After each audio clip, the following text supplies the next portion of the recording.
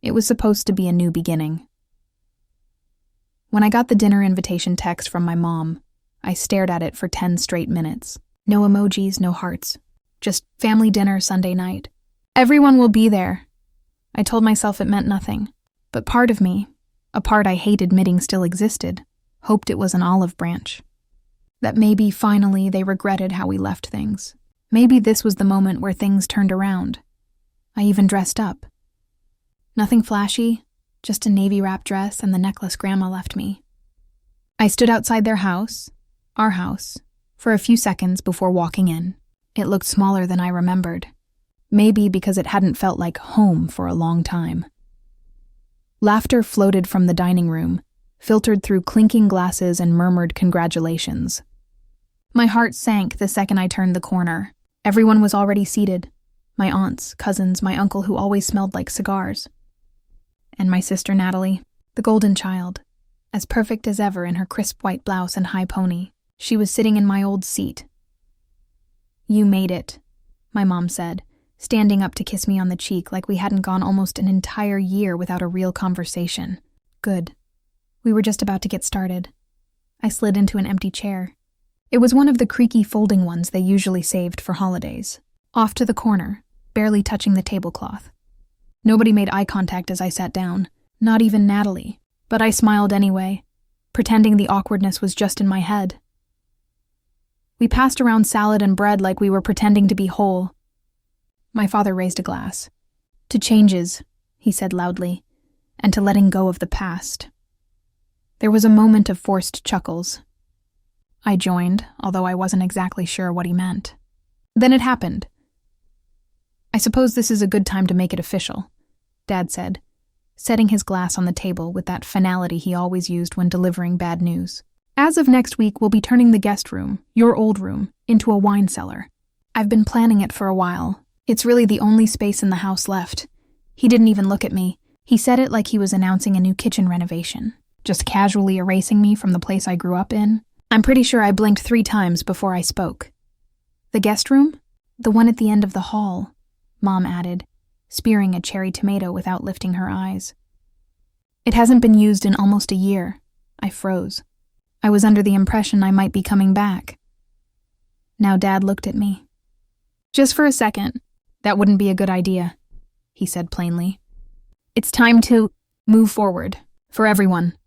Natalie looked down at her plate, not even a glance my way. I expected her to smirk, or at least enjoy the moment, but she just stayed weirdly quiet. That unsettled me even more. "So," he continued, clapping his hands together, "we'll need the rest of your stuff out by Monday latest. I've got a contractor starting Tuesday." He passed the mashed potatoes as if he hadn't just told me I was being completely erased. No one spoke. Not to defend me, not to ask why. My aunt kept eating. My cousin was texting under the table. My mother sipped her wine like it was water. That silence, it told me everything I needed to know.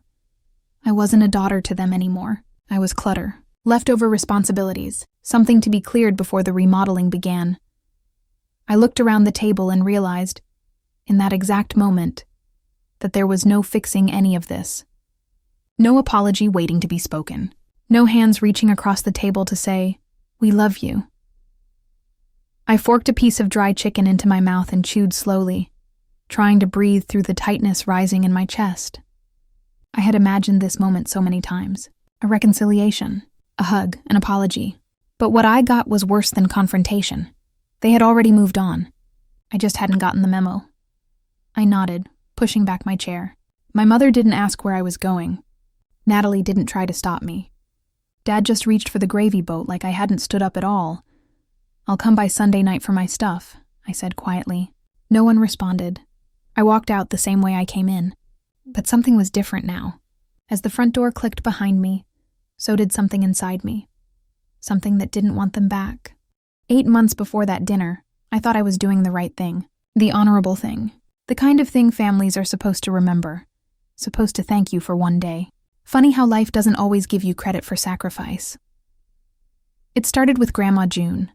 Her heart had been failing, and the doctor said the decline would be fast. She didn't want to die in some cold hospital bed, surrounded by machines. She wanted home. She wanted us. Natalie had work, of course. And Mom and Dad, they somehow always had an excuse wrapped in polite guilt. "You're more flexible right now," they told me. "We know you're in between programs. You're the only one who can really be there for her." So I quit college. I was just a semester and a half from graduating. Developmental psych, a major I actually loved. I told myself I'd defer, just a semester or two. But I never went back. I moved into Grandma's spare bedroom with her oxygen tank, pill charts, and the smell of peppermint lotion. She was kind to me in ways my parents never were. She told me stories, shared her old journals, and when she could, she laughed with me like I was somebody. When she passed 6 weeks later, I wasn't ready, but I was proud. I gave her peace. What I didn't expect was how fast everyone forgot. I was back at home barely a week before the next family disaster hit. Dad lost a major client. Mom's small business was hemorrhaging profit. Suddenly, there were tight times. That's when I picked up the first job I could find, cashier at a pharmacy 45 minutes away, and quietly started paying for groceries, gas, and even part of the electric. Not because they asked, but because I thought that's what family does. But I wasn't rewarded for being helpful. If anything, I disappeared. Natalie, meanwhile, was soaring. New title at work, new apartment, new boyfriend. I watched from the shadows while they hung her articles on the fridge. She started using words like investment property and brunch spots, and my parents nodded, adoringly like she'd just invented penicillin.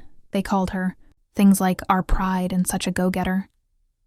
Mom even said once at dinner, when I served them Costco salmon on real plates, "If only you were a bit more like your sister." I smiled. And I kept serving. They never asked how I was doing.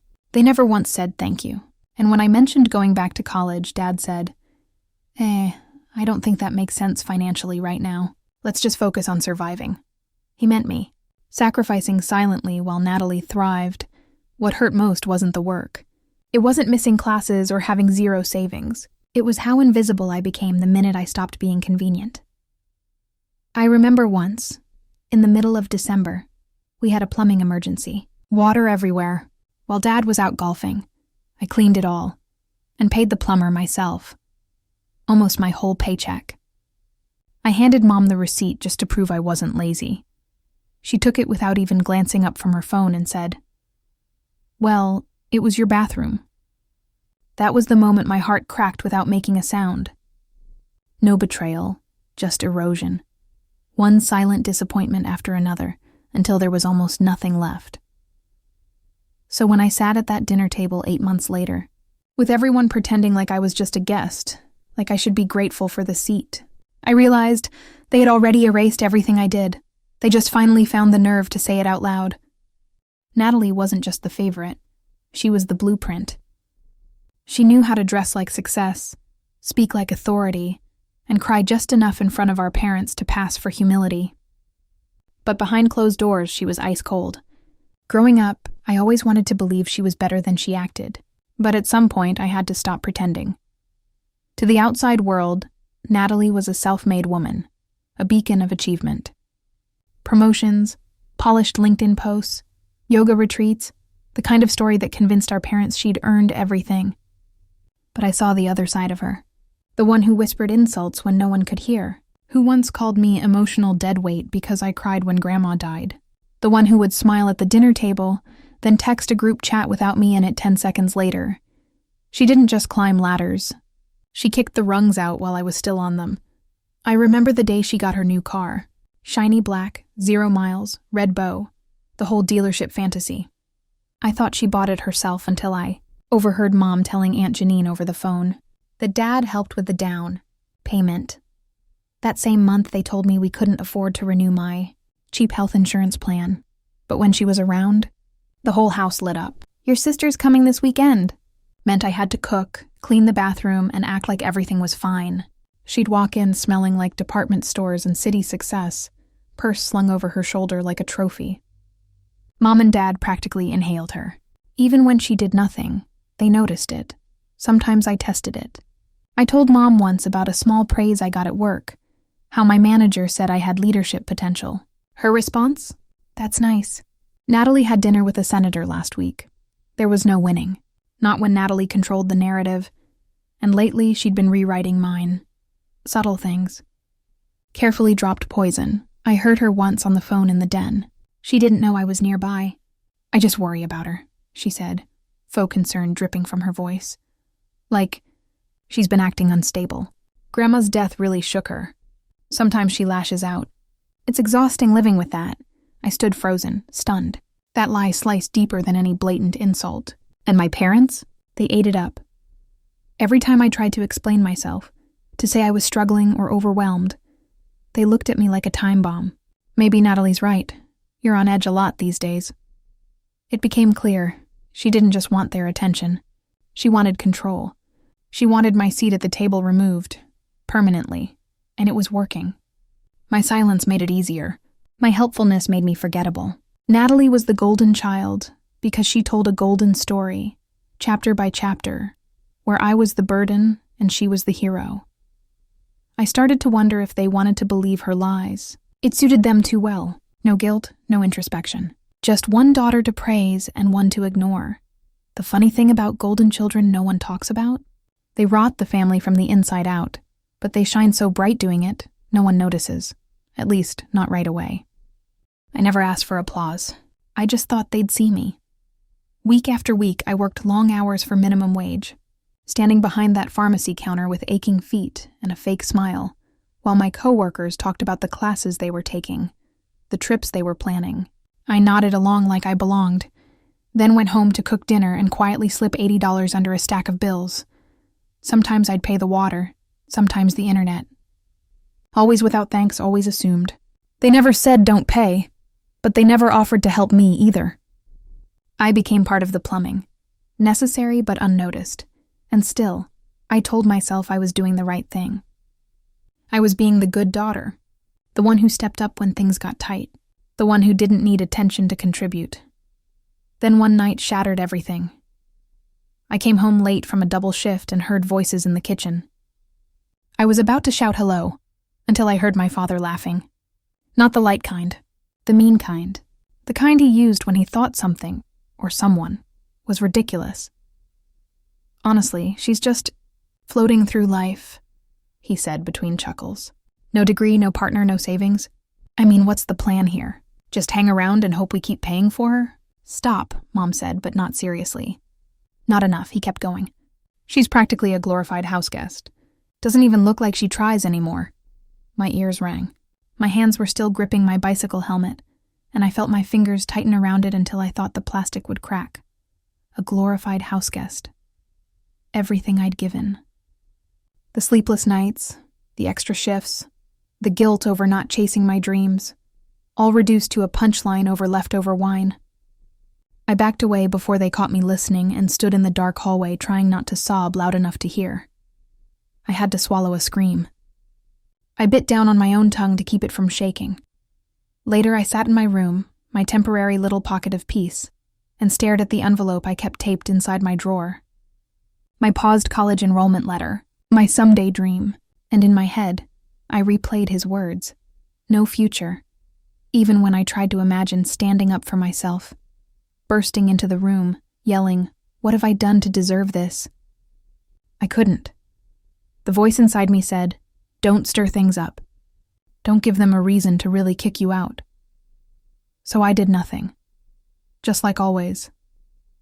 And that, I think, was the precise moment I stopped being their daughter and started being someone they tolerated. A placeholder, a shadow, someone who gave as quietly as she lived. I didn't yell. I didn't cry. I just folded the envelope and told myself one day they'd realize what they'd thrown away, if they even remembered me at all. I didn't even know I had a credit score until it was trashed. It started with a letter, a thick envelope wedged between coupons and utility bills. I assumed it was junk mail until I saw my name in bold. The return address was from some finance company I didn't recognize. I opened it on instinct, heart picking up speed before my brain could explain why. Inside, a delinquent notice for an auto loan balance of $29,722.34. At first, I thought it was a scam, a wrong name or computer error. Then I saw the VIN number and dealership, and suddenly, I knew. That black SUV Natalie drove, The one with the leather seats and Bluetooth everything, the one she claimed to have paid with a work bonus, was in my name. Shock didn't even cover it. It felt like my bones had gone hollow, like I was floating and vibrating all at once. I asked 0 questions. I walked straight past my dad watching golf and handed him the letter. He read it, barely flinching. Oh, that. Yeah, we needed someone with decent credit, he said, as if we were talking about borrowing sugar, not hijacking my financial future.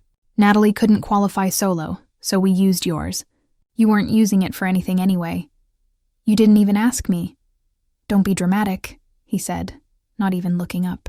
It's not like you're making big life moves right now. It's just paperwork. Paperwork? My voice cracked. This isn't lost mail. This is identity fraud. This ruined my credit. Mom finally joined in, standing at the edge of the living room with that tired expression she used whenever tension got too loud. It's not fraud. Your family. We all make sacrifices. Natalie pays it monthly. But if she misses a payment, I get blamed. My name is on this. You stole my name! Dead silence. I thought maybe they'd apologize, or at least lie better, but instead my dad just muttered, "You don't contribute enough to act like a victim in this house." That one sentence, that unbearable shrug of a statement, cut more than anything else had in years, because I didn't just feel betrayed. I felt named, defined, like they finally said out loud what they probably believed for years. I was currency, a backup plan, a tool. They used my love for them like a PIN number and left me holding the consequences. I stared at that letter all night, running my thumb over the embossed logo, wondering who I was before all this. I had no savings, no degree, and now no credit. Natalie had stolen more than my name. She'd stolen my chance at rebuilding, and my parents defended it, dared to call it a family thing, when it was really just a hierarchy dressed up in guilt. They'd picked her, again, and this time, they used me to do it.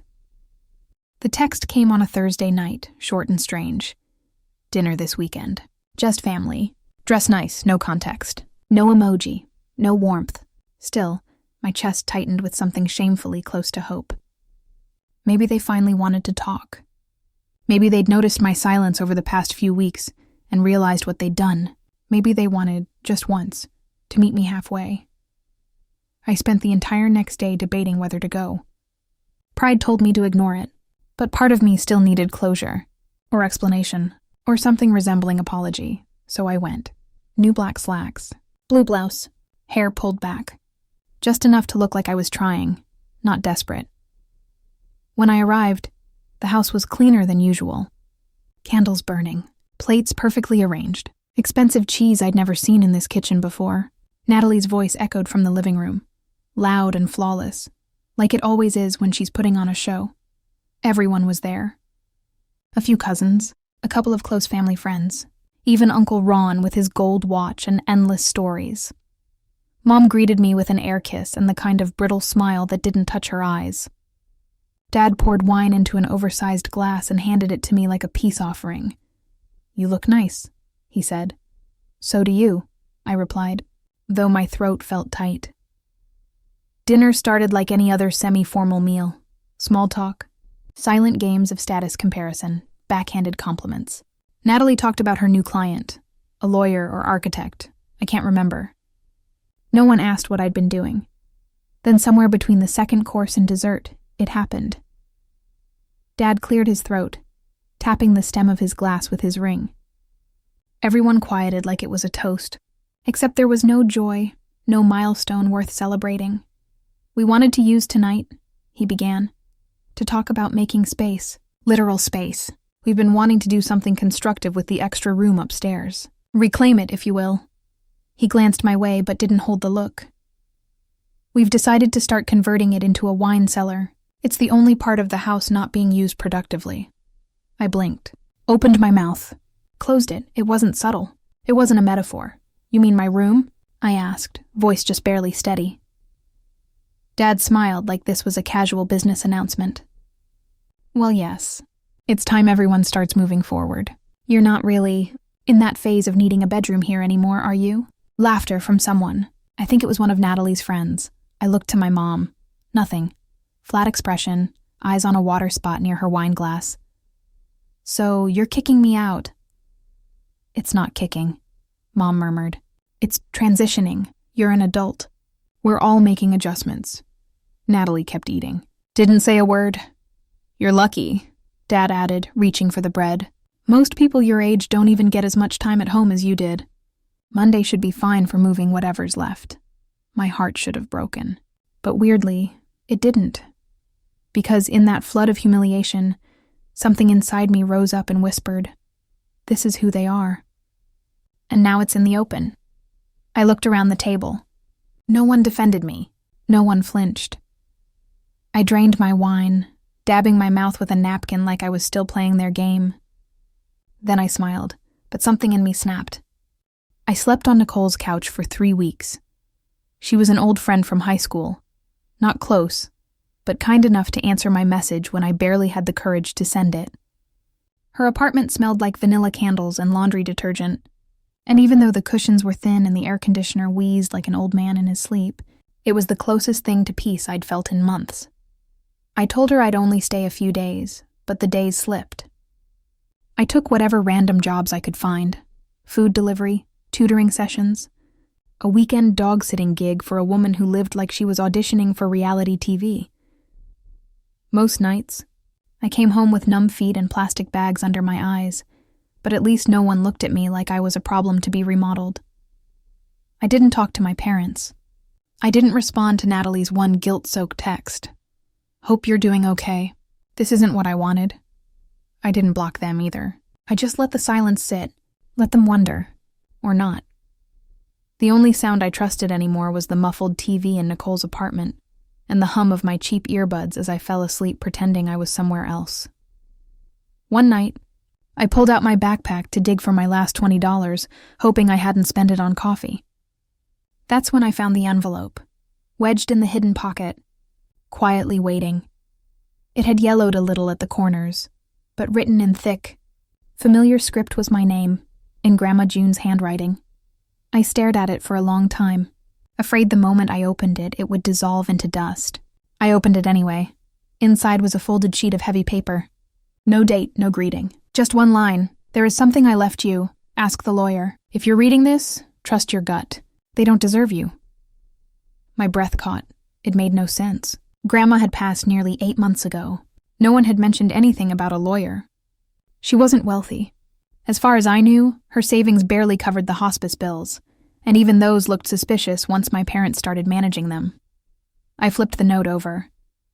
A small post-it was taped to the back with a name I barely recognized: Kenneth M. Wallace, probate attorney. I held that note like it might detonate. Somewhere underneath the anxiety, something else stirred. Curiosity. Possibility. Because up until now, I thought my story ended with that dinner table. With rejection. With starting over from nothing. But what if Grandma didn't let my chapter end there? That night, I didn't sleep much. I kept checking the letter, rereading the words like they might rearrange. She had trusted me. Even in death, she saw me, the real me, not the version my family edited out. And for the first time in a long while, I felt like I had something to stand on. No plan, no money, but maybe, just maybe, I had hope. And hope, I realized, was more than my family ever gave me. The office was nothing like I expected. Small, tucked into the corner of an aging downtown building, with ivy crawling up the cracks and an elevator that creaked with every floor. Kenneth M. Wallace didn't even have a receptionist. Just his name, etched crookedly on the glass door, and a dusty ficus that looked like it had forgotten to die. I clutched the letter and stepped inside. He was in his 60s, maybe older. Kind eyes, a voice that made everything feel slower, like nothing needed to be rushed, not even reopening old wounds. "I'm guessing your grandmother wanted this to stay between the two of you," he said, folding his hands over a thick file. "She came to me 6 months before she passed. Quiet about it, but very specific." When he opened the folder and laid it on the desk, I saw my name. My name. Not Natalie's. Not Mom or Dad's. Mine. This isn't how the will was read," I said slowly, My parents said the house and accounts just went to cover medical debts. He gave the smallest nod, then pushed a document across the desk. She had 2 wills. The revised one was filed legally, but the family members who handled arrangements never responded. Claimed to be settling it personally and never disclosed it to you. My stomach turned. They knew? They knew enough to pretend you had no inheritance. I stared down at the legalese in front of me, eyes moving too fast to catch the words. But the bullet point translation was simple, and it stole the breath from my lungs. 1-bedroom condo. Paid in full, downtown, 1 joint checking account with my name on it. Savings account, nearly $45,000 all waiting for me. All hidden from me. A silent laugh broke in my chest. Not because it was funny, but because the pain twisted so sharply it was the only sound I could make. She had seen me. She had taken inventory. Even with her fading memory and soft voice, Grandma June had known what they were doing. And she acted. There's something else, Kenneth added, pulling out a sealed envelope. She wrote you again. Said you might need a reminder of why she did this. The handwriting was shakier this time. Faded. But it still broke me. My angel, in case they try to make you feel less again. Remember, this was never won by merit, but by masks. You were my heart. You gave love freely while they gave conditions. Let this be my thank you. Let this be your start. They don't deserve you, but you do. With shaking fingers, I folded the letter and closed my eyes. For the first time in years, something was mine. This wasn't just inheritance. It was absolution. Proof that I wasn't invisible. That my instincts weren't wrong. That someone, somewhere, had cared enough to say, I see you. They'd taken my room, my future, my name. But she had given me something steadier. Power. A chance to build, not just survive. I shook Kenneth's hand before I left, clutching the papers like they were made of silk and steel all at once. By the time I stepped outside, the sky had started to rain, lightly, forgivingly. It was the kind that made you walk slower just to feel it hit your skin. I stood there for a long time, letting the city breeze knot my hair and sting my eyes. Because for once, the story had cracked open. And this time, the power shift was mine. I didn't tell anyone where I went. No dramatic goodbye. No vengeance speech. Just quiet exit, stage left. I packed my few things, signed papers at the lawyer's office, and stepped into the downtown condo my grandmother left me with nothing but a thrifted suitcase and a silence I no longer feared. It wasn't fancy. The elevator was finicky, and the floors creaked in places no floor should. But it was safe. And mine. At first, I slept on a mattress on the floor, surrounded by unpacked boxes and dollar store curtains. But each morning felt like a small reclamation. I hung up art from secondhand stores, bought a used espresso machine that barely worked, painted a single accent wall deep navy, just because I could. And in that solitude, something strange began to grow. A version of me that wasn't shaped by survival.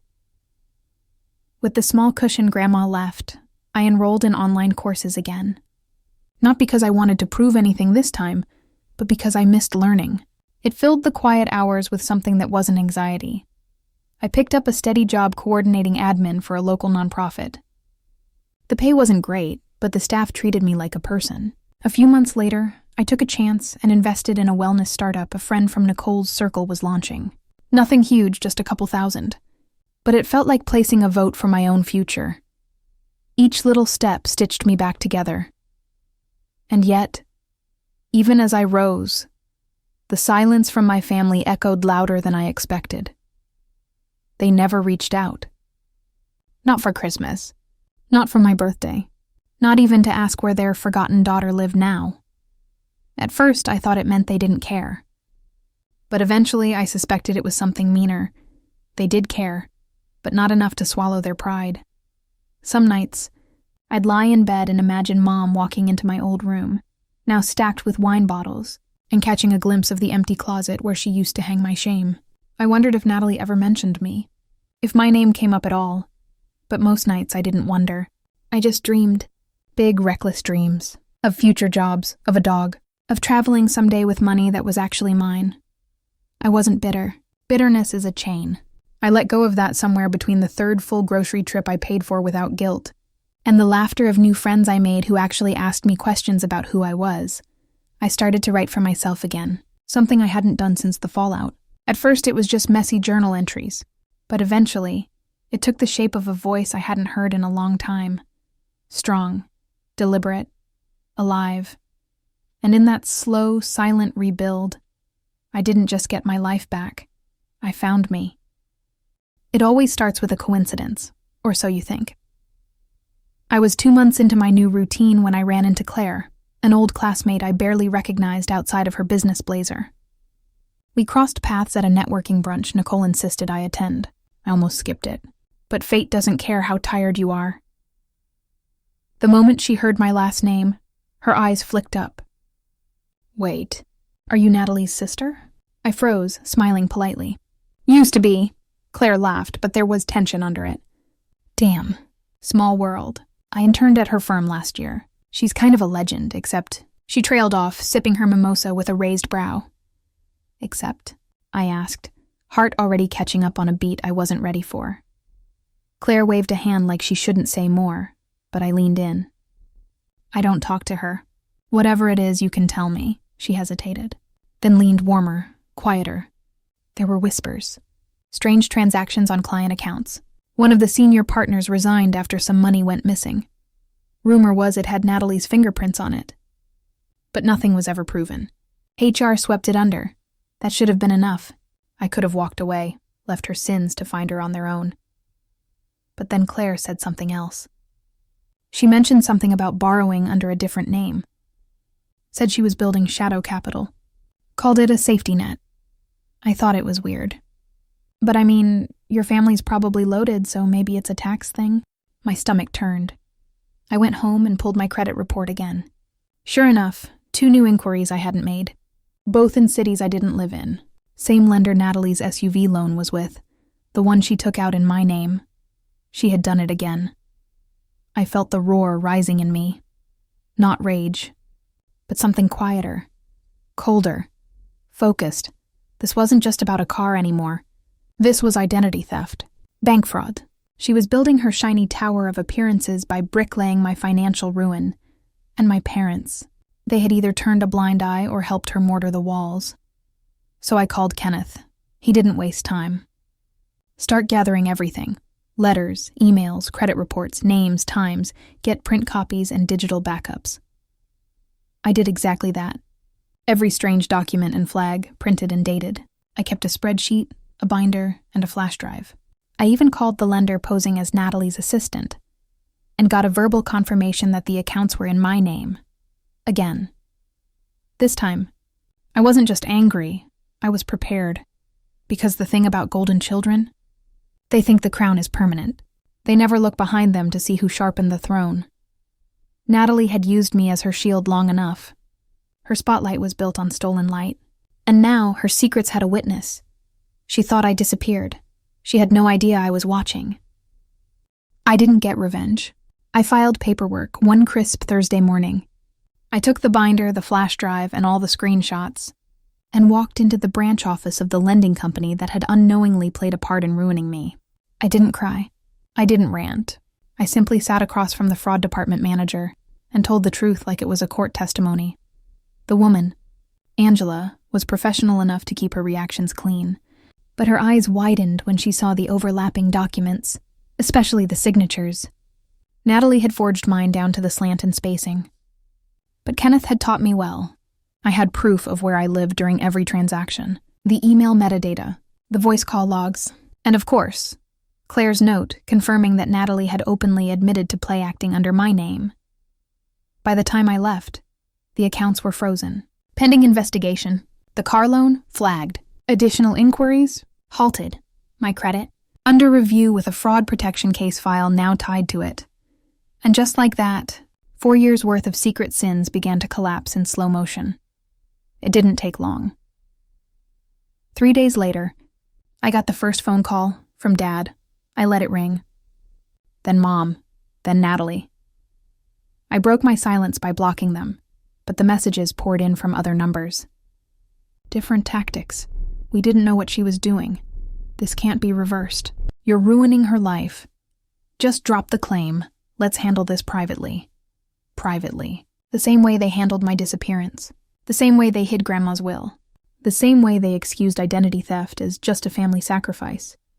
Now, suddenly they remembered I existed because Natalie's tower was starting to tilt, and I had the last brick in my hand. I sent one text to Mom. Just one. This isn't personal. It's just business. The same way it was when you erased me from your dinner table. She didn't reply. Honestly, I hoped they sat in their perfect, polished kitchen, the one they remodeled with money they claim not to have, and felt a cold breeze where warmth used to live. I wasn't screaming. I wasn't angry. Not anymore.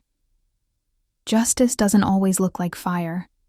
Sometimes it looks like silence, forms filed in triplicate, and a phone that doesn't ring back. I didn't get revenge. I filed paperwork one crisp Thursday morning. I took the binder, the flash drive, and all the screenshots, and walked into the branch office of the lending company that had unknowingly played a part in ruining me.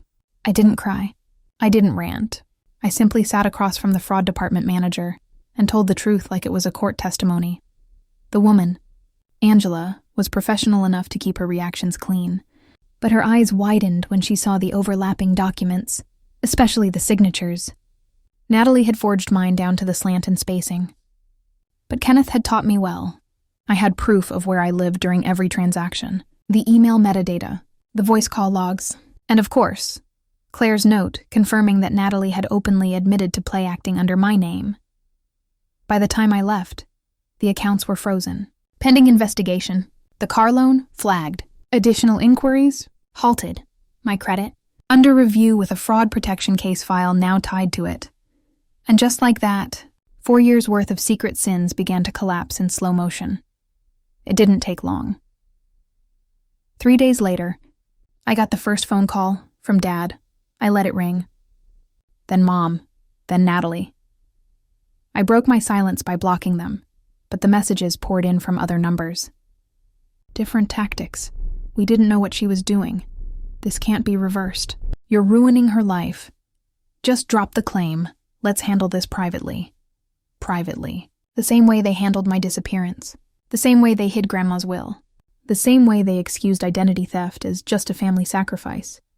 Now, suddenly they remembered I existed because Natalie's tower was starting to tilt, and I had the last brick in my hand.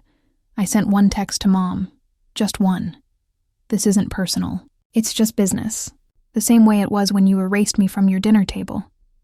She didn't reply. Honestly, I hoped they sat in their perfect, polished kitchen, the one they remodeled with money they claim not to have, and felt a cold breeze where warmth used to live. I wasn't screaming. I wasn't angry. Not anymore. Justice doesn't always look like fire. Sometimes it looks like silence, forms filed in triplicate, and a phone that doesn't ring back. The email came on a Sunday morning. Subject line: "Let's start fresh. Holiday dinner?" I stared at it for a long time. It came from Mom's address, but it reeked of Natalie's PR polish. There was no apology in the message, just phrases like "no hard feelings," and "it would mean a lot to the family if you joined us," followed by a reminder that Grandma always loved having everyone together during the holidays. The same grandma they pretended didn't leave me everything. The same family who erased me until my silence became inconvenient. I didn't hit delete. I didn't write back either. Not right away. Instead, I scrolled past the timestamp and checked the latest update on the investigation. According to Kenneth, the fraud team had been in touch with Natalie's employer. Debt collectors were circling. The misunderstanding was no longer internal. It was legal. That was why they wanted me there. They weren't sorry. They were scared. They wanted a seatbelt for their golden child. Maybe they thought if I showed up smiling, arms open, it would suggest to the world, or the court, that this was all one big mix-up between loving sisters. But I wasn't the sacrificial alibi anymore. So I replied, "I'll be there, 2 clicks. No punctuation, and I meant it. But not because I wanted to forgive them, because I wanted them to see who I'd become in the dark they left me in. I spent the next 2 weeks preparing. Not just clothes, although yes, I wore a dress I'd never been able to afford before. Not just my car, although it purred stronger than Natalie's luxury lease. I prepared to stand in their house and take up the space they spent years making me shrink inside. It wasn't revenge I wanted. Not really. I just wanted them to look me in the eye, to feel the weight of what they lost.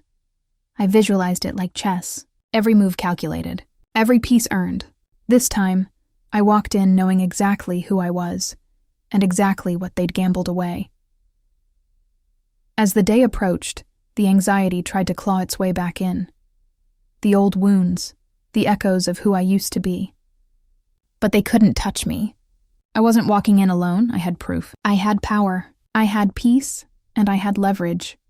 Because the truth was, they didn't invite me out of love. They invited me out of desperation. They needed a shield, a story, a savior. Too bad they forgot. I'd stopped saving people who tried to bury me. The silence inside the Price household had weight. Heavy, breathless, trembling around the edges. It was the kind that knew something had shifted, and that it couldn't shift back. Elena stood near the door, folder in one arm, bag slung over the other shoulder. She was already halfway out, the heels of her boots planted firm, like she'd grown roots outside the boundaries of this place long ago. Behind her, her parents hovered near the kitchen entrance. Samara sat curled on the edge of the sofa, all her elegance disheveled, unraveling like thread from too many borrowed seams. No one knew things would get like this, their mother whispered. We were trying to protect you. Elena turned slowly. Didn't even blink. You didn't protect me. You avoided me. Her father stepped forward, his voice uncharacteristically soft. We were scared. We didn't know how deep Samara had gone. We didn't want to believe. You did believe, Elena cut in. You just believed her. Samara looked up, her voice small, trembling. I was lost, Elena. You've always been strong. I thought you could handle it. Elena stared, cold, crisp. You thought I could absorb it. There was a beat of silence, and then the gaslighting began. You're being unfair. We meant well. You're still part of this family. You have to see our side. Let it go. Don't ruin everything just when we're trying to come back together. Elena closed her eyes for a moment, drew in a breath, let it settle into her bones, and then, quietly, firmly, she spoke. You kicked me out when I had nothing. When I was confused, overwhelmed, losing jobs I'd never applied for, watched debt collectors show up to repossess a car I didn't own. You acted like it was my fault, like I was the one making a scene, like I was the one ruining the family name. No interruptions, no apologies this time. You didn't ask to hear my side. You didn't call when the story made the papers. You didn't defend me when the rumors spiraled. You let me dangle out there alone, because it was easier to sell the story of a daughter who couldn't cope than a family who didn't listen. Her voice never rose, but the air inside the room grew still. Fragile, like glass on the edge of a shelf. I picked up the pieces, quietly, privately, relentlessly. You never once offered to help put them back together. She turned to go once more, but paused, eyes tracking over the kitchen doorway, the painting on the wall, the staircase where the realest parts of her life had lived and died. You're right, she said, almost gently now. I'm not welcome here anymore. Her mother took a step forward, hopeful. Then let's fix that, sweetheart. It's time we start over. But Elena shook her head with a smile that wasn't unkind, just free. No. The truth is, I don't want to be. And there it was, final freeing. She looked at Samara, broken down, clipped wings and all. I still hope you find your way. Sam, but that road's not tied to mine anymore. She looked at her father, the man who once raised her to be tougher than circumstance but couldn't stomach her resilience when it reflected back at him in uncomfortable ways. Learned to live without this house, without your approval, without this family's version of love. One last breath. I didn't just survive, I became, and I won't trade that to fit back into the box you buried me in. She opened the door, and the autumn wind pulled against her coat. Outside, the sky was endless. No one followed her. No one called her back, because they knew this wasn't a tantrum. Wasn't a rebellion. This was a new chapter. And this time, she chose who got to be in it. She walked away, shoulders back, heart light. Step sure, not angry, not vengeful, not waiting for closure, just done. And sometimes, the most powerful goodbye is the one where you don't look back.